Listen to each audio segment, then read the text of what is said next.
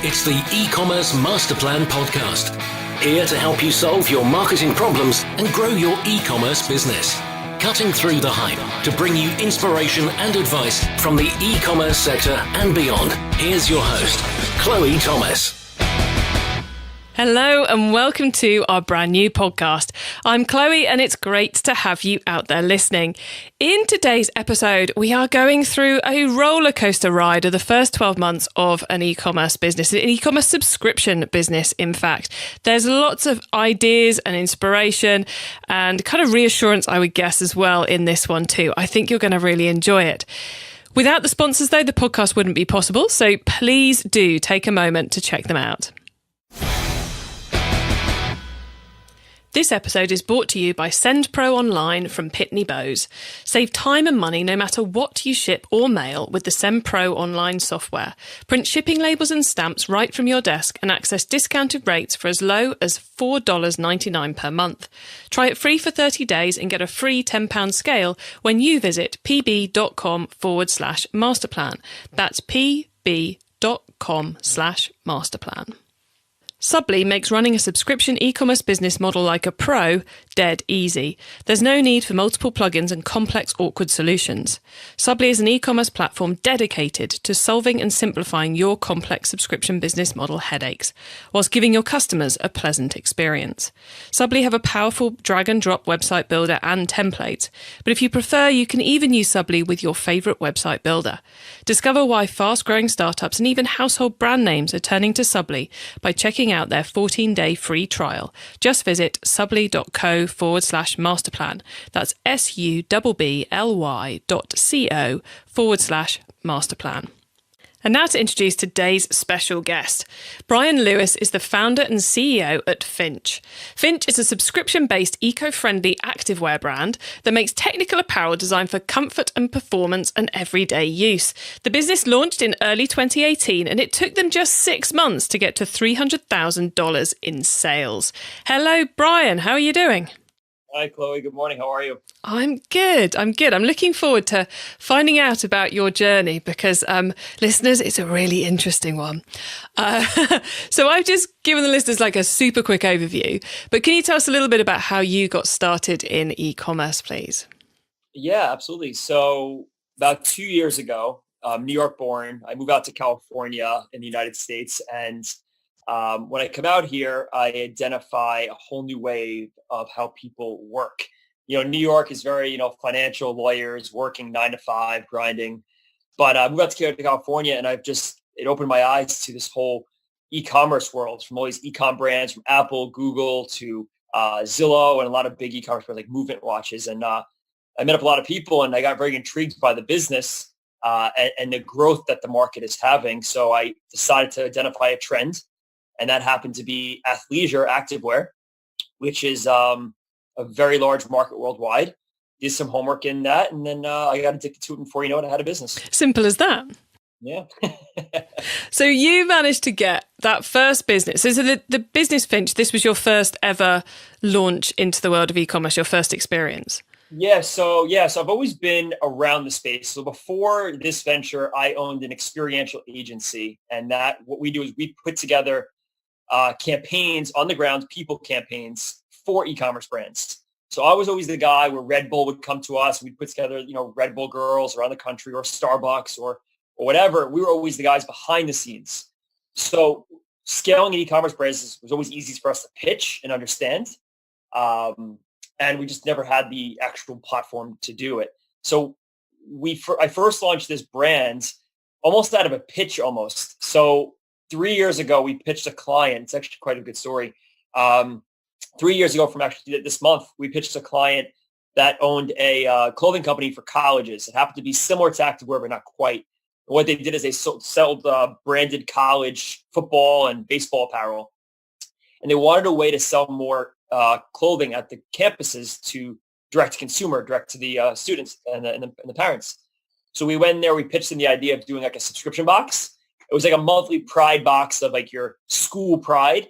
And we pitched them an amount of money and whatever. And they said no, they turned it down. Very old school guys. And I liked the idea so much that my team came up with. I'm like, I like this guy. So I started researching it. And I've always liked the idea of recurring revenue. I mean, who doesn't? We always think it's very easy revenue. So we always kept the idea in the back pocket, and we went and spent time with my team to come up with a concept, and they said no to it, and the idea was ours, and I stuck it in my back pocket and just let it simmer like any good business idea. And then when I came out to California from New York, then it really resonated, like, wow, this activewear, this e-commerce game is a lot bigger than I thought it was. And that's when the business idea came about. And the first company we decided to launch, its name was called Fab Crate, which stood for a fabulous monthly crate of activewear. So that was actually the first name we launched with. Yeah, then we moved into Finch not too long ago as more of a brand representation. Okay, so that first brand, the Fab Crate's the one you got up to the 300,000 in just 6 months? Correct. So although we will come back to talk about Finch and the reasons for the rebrand and everything, how did you do that? Get it to 300,000 in just 6 months from a standing start? I want to say by accident. But it wasn't. It was actually a lot of like late nights and analytics. No, it was actually quite funny. So originally when I was going to launch a subscription business, I was trying to find a way to build a platform. And then when I launched, it wasn't very accessible for a clothing business, mind you, to launch a subscription-based business. It wasn't a popular model. Stitch Fix was just getting going. A lot of these bigger box companies were just starting to trend up, and there was nothing that existed. So I'll never forget it. I reach out, I Google, search, and I find 2 companies, and I ended up calling one of them, and one of them was called Subly. And I spoke to the founder, luckily me, and we started chit-chatting back and forth. And I liked everything I heard, but I didn't like it enough because stubborn me, I'm like, it's missing. It's not 100% of what I need. I was trying to be a perfectionist, like any entrepreneur is when they first launch their brands. And, he had the platform to scale the business, but I said no to it at first. So I hung up the phone with him. I went back and I ended up hiring an agency, a developer agency, to build us our platform, custom. Custom from scratch on day one. Why? I don't know why. So we had a target launch of, I think it was March last year, to launch the brand. And we spent with this agency $10,000. And they helped us do our logo. And, we started putting the platform together and stuff. And then before you know it, 10 grand was gone. Like, they didn't build us anything. The tech was broken. There was holes in it. I'm out of 10 grand. Obviously that's a big investment for just not even having sales yet. And then I was like, I don't even like this anymore. I was butthurt about it. So I just sat in a corner pretty much for 2 weeks, 3 weeks. I'm like, all right, I'm going to put it in the corner again, but then, I'm not going to touch it. And then I got on the phone with Stefan again, who owns Subly.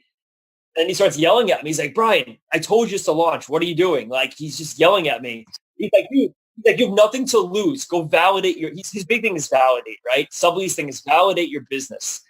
So I'm like, you know what? Yeah, I'm being bougie. Why am I doing this? So I care less. I reduced my needs to 80%. We built a bitching website. We launched this cool website. We, build out Stefan's platform, which took us a day to do. The sign up quiz, style quiz, so on and so forth for members to choose what they want in their box. And in a full weekend, we sign up for Subly. We launch our products. We already had our products in place. And then we take out an Instagram ad. And before you know it, we had our first sale, and it just wow. So I think it's interesting because so many people go through that same process you do. They want that perfection before launch. And it's like, well, you don't yet know what the customers think. How do you know what perfection is until you put it out there and start getting some feedback on it? Correct. I mean, that's what I speak now to a lot of young entrepreneurs, or even, first entrepreneurs getting started, is you got to let the market validate and execute, tell you what they want. And that's the biggest lesson I've taken away from this launch of this business, was I built this business purely up until Finch today on what the customers wanted. I always listen to the support emails, whether it's good or bad. I always ask the members for feedback. I'd always text our members. And I was always perfectionist. And we think in our mind, we know what the customer wants, but that wasn't the truth. So launching just to validate was a very good lesson that I won't give him too much credit, but Stefan gave me to validate the business, and the website I thought was great at the time. When you look back at it, you're like, whoa, what was wrong there? But, Apple's first website, Amazon's first website, everybody had this great genius idea for their first website. And you look back at it like, oh my God, that was terrible.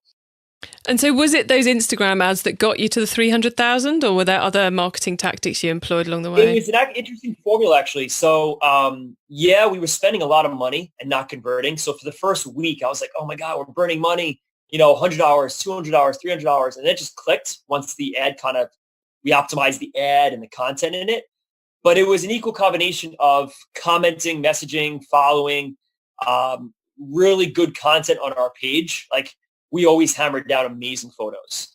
We're in the activewear clothing brand, and people, if they see it and they buy into the emotion of a photo, they're going to buy it. So we always doubled down on really good content.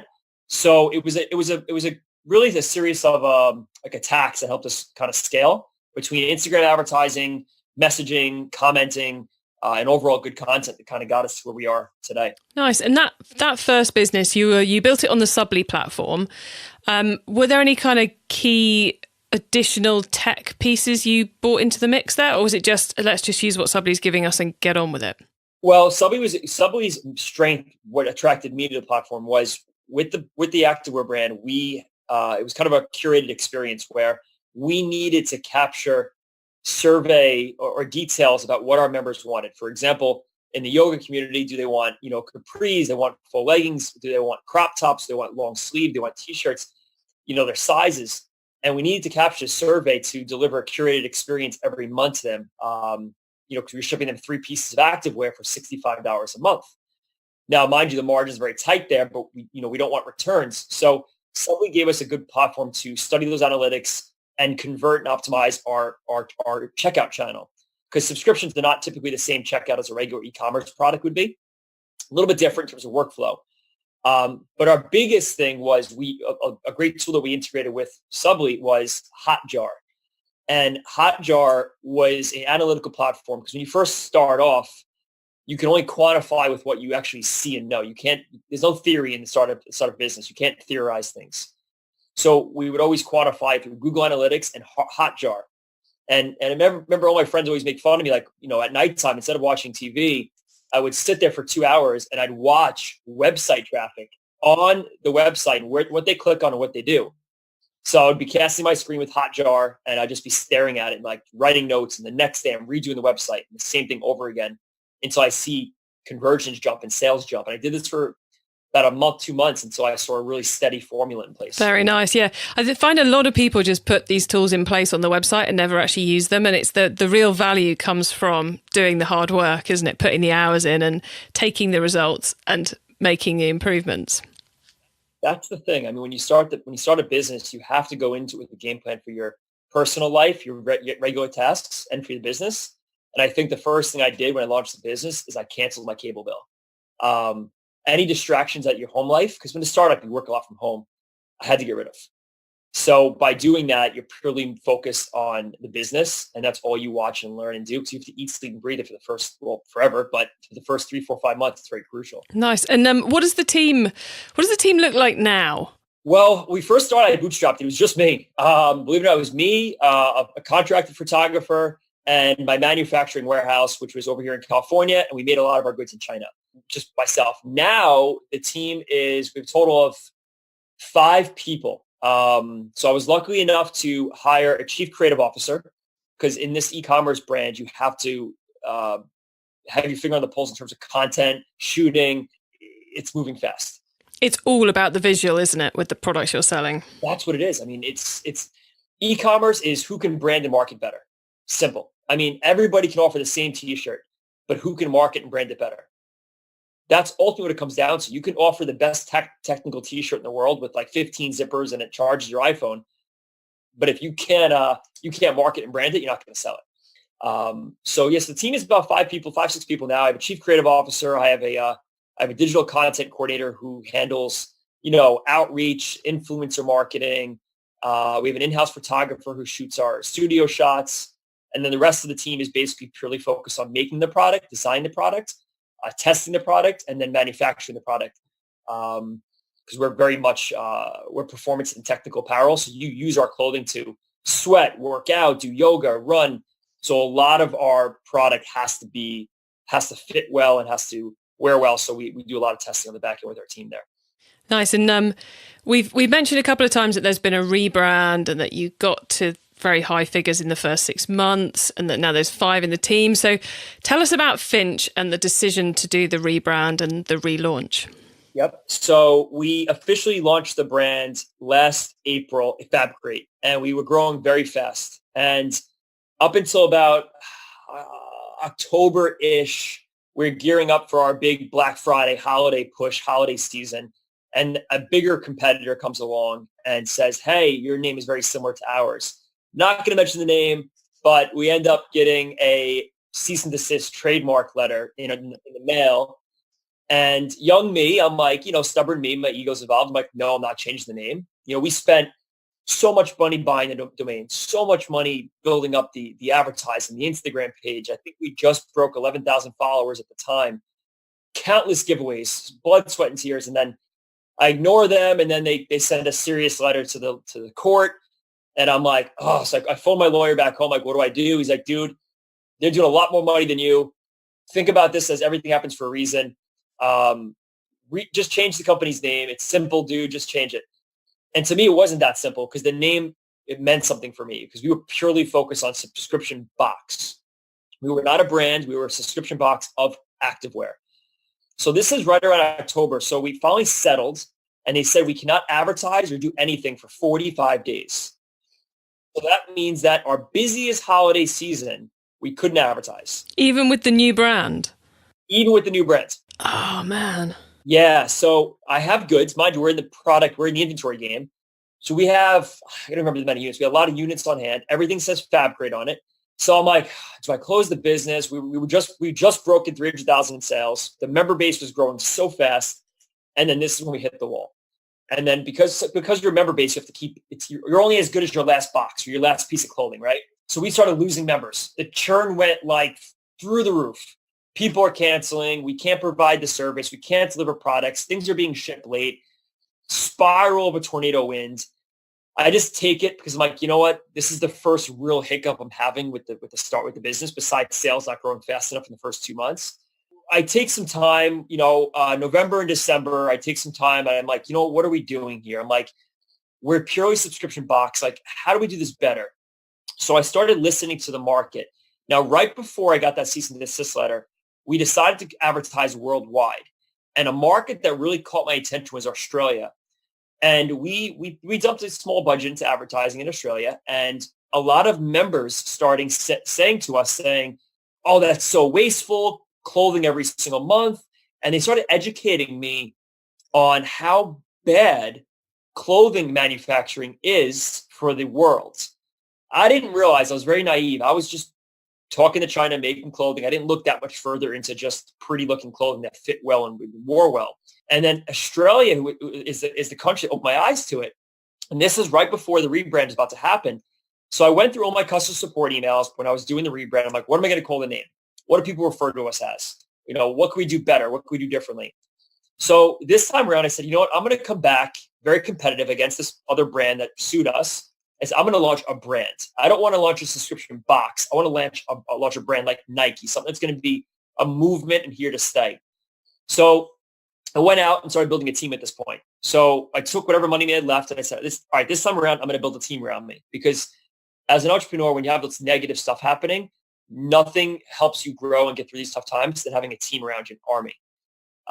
So around December into January, I found a few people and I brought them in. I gave this some equity to the company and took care of them. And we ended up rebranding the company and we came up with the name Finch, and I'll get to why we came up to it in a second. But I just went to figure out a better way of making clothing, manufacturing clothing. But this time around, we wanted to come back to the world with a better mission statement, a better why. So we're not the same company with a different name. We're a new company, different name, new why factor, new mission statement, new everything. And that's what we did. So we launched the new name in January. We still were not taking any sales yet because I wasn't sure how to make the clothing quite yet. I was like, oh my God, I just made a promise, but I don't know how to make it. I don't know how to make it. So Bryan, you went from the guy who wouldn't launch the first brand without being perfect in early 2018, just 2018, to being the guy who launched the brand not knowing how he was going to create the product in 2019. That's crazy growth in that time period. That's mental. Yeah, we're just burning money at this point. So I'm like, oh, we have money, but burning it. It's like my little playground. I'm playing with toys again. But yeah, so January burning money, figuring out how to make it, talking to China late nights, and February is when we hit it big, and we figure out a way to make activewear from recycled fish nets and recycled plastic water bottles. Oh, awesome. Yeah, so a lot of engineering, a lot of back and forth, and before you know it, we're like, wow, we have a pair of leggings that's made from garbage. Like when you say it like that, you're like, that's kind of weird. Is it soft and stuff like that? So yeah, we figured out a way. In February, we launched it. We started taking pre-orders. We still had our members on the back end that we were communicating with, that were shipping them product and stuff on the back end. But the members have already reduced down to a very minimal amount of production that we needed. And then we're gearing up for our bigger push this upcoming month. We're going to be reopening the brand, all new signups with the whole new line of clothing and the relaunch of everything. Nice. And I guess this time you've got all that knowledge from the first time around of how to get those new subscribers on quickly, plus one awesome list there ready to be used too. Exactly. I mean, this time around, we went out, we got an investor. So during this quiet time, we managed to raise some money, because we proved the concept in the past already. Re-engineer our subscription. So instead of doing production every single month, we changed our subscription to be quarterly, every 3 months. But we increased our price of the subscription because we're making better clothing now for a better cause. So we're launching with a new subscription model every 3 months, not every month. And we're going to be a full e-com brand with a subscription offering as well. Oh, so people can just come on and buy a pair of leggings. And that brings me back to what I said earlier was like, listen to your customer base. Our customers liked our product so much, they wanted to buy more of it. And I was like, I don't have it. I can't sell you more. So, and that was almost every member. I love your clothing. I don't want this piece. Can I buy more pieces? But I want this, want that. So just having that, we were always selling the invisible. So if we can sell somebody that comes to our website on not seeing the product, that means we can convert even higher if they see the product and a subscription. So we purely built this Finch business model on what our members wanted over the 6 months of being in the business of subscription base. Got you. So it's very much a case of listen to the customers, build what they want, and hopefully over the next couple of months, you're going to prove just how successful that can be. Oh, I hope so. So given the kind of the roller coaster of a year you've just had, I know we've got listeners out there who see the kind of the golden orb, the bright opportunity that is subscription. What would your advice be to those who are, either just in the process of starting out or have maybe made their first 6 months? What would your advice, having been through what you've been through, be? The first thing is you need to make sure the market you're going to is big enough. If not, you have to make sure you have enough money to educate them on it. That's the first thing. I knew coming into the market that the activewear business did $50 billion, pretty much in the North America. So I knew the market was there and it was big, like providers doing this. So I think first test your market before you become naive. That's number one. But if you're already in the groove for 6 months and you're into it, honestly, I think the best advice I can say is get out there and meet as much people as possible. With an e-com brand, we hide behind computers. But where I really started growing the brand and learning is getting out there, meeting people and talking about the brand, whether it be investors, whether it be people at a coffee shop. I think that's the number one thing that we forget is e-com brands forget to be a real brand, like, in person, offline. And that's really how you build a brand. Because word of mouth is the most powerful way of building any brand that everybody forgets about. So get out there, shake hands, and you'll be able to meet influencers, meet people that own tech companies. For example, Stefan. If I didn't go to meet Stefan at Subly in California, he wouldn't have told me to launch. And I wouldn't have probably launched. He wouldn't have educated me on certain things that I know. But that conversation wouldn't have happened organically like that over the phone because it would have been a professional conversation rather than more of a casual conversation. So I think that's the first thing. And then the second thing is make sure you quantify everything you do. You have to make sure you have analytics and data to prove everything. So if you launch an advertising campaign, why is it not working? Well, to back that, make sure you have website traffic to back that, and then just have analytics to prove your results. And the third thing is you have to make sure that your branding and marketing is amazing. As an e-com brand, your retail store is your website. Your everything is your product imagery. So you need to double down and spend the money on good photographers, good models. Or if it's not a model-based thing, good product shots. But your branding, your logo, your presentation, the fonts, your coloring, you need to spend time on that, because if you don't, you're not going to survive, because that's nowadays people are buying into that and they want to trust the brands. So I think those are the three main things I'd focus on your first 6 months is get out there, meet people, make sure you quantify everything through analytics, and then make sure your branding's on point. E-commerce Master Plan is supported by some of the greatest companies in the e-commerce sector. Here's a reminder of who they are. Don't waste any more time waiting in line to send mail and packages. With SendPro Online from Pitney Bowes, you can send packages and mail without leaving your office for as low as $4.99 per month. And because you're an e-commerce master plan listener, you'll receive a free 30-day trial to get started, plus a free £10 scale shipped right to your door to help you accurately weigh your packages. Save time and money no matter what you send with this new offer for SendPro Online. Starting at only $4.99 per month, you can print shipping labels and stamps from your own printer, easily compare rates using the online software, gain access to special USPS savings for letters and priority mail shipping, plus track all of your shipments and get email notifications when they have arrived. Go to pb.com/masterplan to access this special offer. Get a free 30-day trial and a free £10 scale to get started. That's pb.com/masterplan. Experience the better way to ship with a free trial of SendPro Online from Pitney Bowes. Don't let churn or a shoehorn tech solution hold you back from growing your subscription model. Subbly is committed to your subscription success by providing you with the tools to let you do your job and focus on growth and marketing.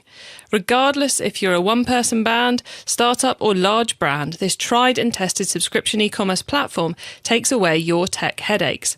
Subbly's 5-star rated service has an incredibly helpful support team ready to assist you when you join their 14-day free trial. Check them out at subbly.co/masterplan. That's subbly.co/masterplan. It's time for the top tips round. I love this section because it gives me and our listeners some really quick ideas for taking our businesses to the next level. So, Bryan, are you ready to share some more awesome pieces of advice as we do the top tips round? Let's do it. Okay, the book top tip. If everyone listening to this podcast agreed to take Friday off and read a book to make their business better, which book would you recommend? The Dip by Seth Godin. It is the best book in the world. So it was given to me as a dip phase for me. So basically what it was is the exciting part of any business is building it. When you use your left side of your brain, you're creating things. You're very positive and optimistic. You're like, oh my God, sales are going to come in. This video is going to convert $1 million in sales. And I made the best sports bra in the world. And then all of a sudden a dip happens and nothing happens. You get no results. So you created something beautiful and then no outcome. And then you go through a depression state because you just mentally don't know how to handle it. And after I read that book, I'm like, oh, makes sense. I'm going through a dip right now. And I was able to bunker home my dip. This dip happened to be I had to change the brand name. But I recommend it. Great book, 75 pages long, maybe 100 pages long.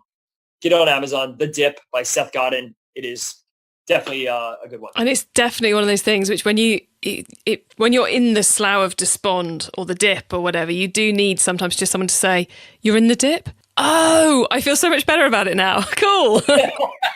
It's a term now amongst me and my friends. Yeah, it's crazy, isn't it? Like you realize, the second you realize, like, oh, okay, it'll be over soon. We'll be okay. Okay, Bryan, the traffic top tip. Which marketing method do you either prize above all others or think doesn't get the press it deserves? I think the best is going to be Instagram, 100% Instagram, and Instagram advertising, Instagram posts. I would definitely read some blog articles on that around your industry and your time zone. But I think the second thing is that's very hot and heavy that the press should not be boosting up as much is influencer marketing.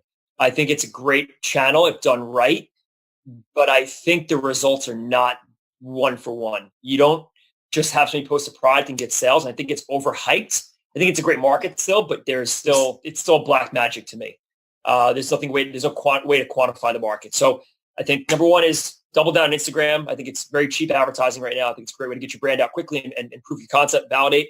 And I think number two is going to be don't believe all the hype on influencers. Cool. Okay, the tool top tip. Maybe a collaboration tool, a social media plugin, a phone app, or just a way of working. Is there a cool little tool that you use that makes you and your team more efficient from day to day? The best tool that I've used thus far is Front app. Front is a shared team inbox. So since we're very transparent, we're a small company, we do a lot of emails are sent back and forth in the company. And this allows us to message, comment, text, customer support, everything in one platform. So I would like to say for collaborating on a customer or production side of things, I would like, Front app is amazing. And then from an internal standpoint, we use Slack. It's simple, it's quick, it's on your phone, it's on your computer. So those are the main two tools we use for that. Cool. And now the growth top tip. If you met someone today who's focused on growing their e-commerce business from 100 orders per month to 1,000, what would be your number one tip for them? I think the number one thing for growing, make sure you have $20,000 set aside.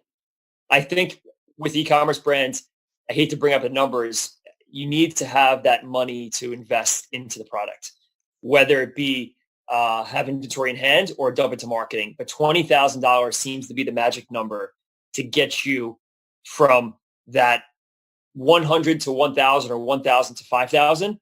That number seems to quantify that 5-to-1 return on investment. Very nice. I like that. Some good analytics in there too.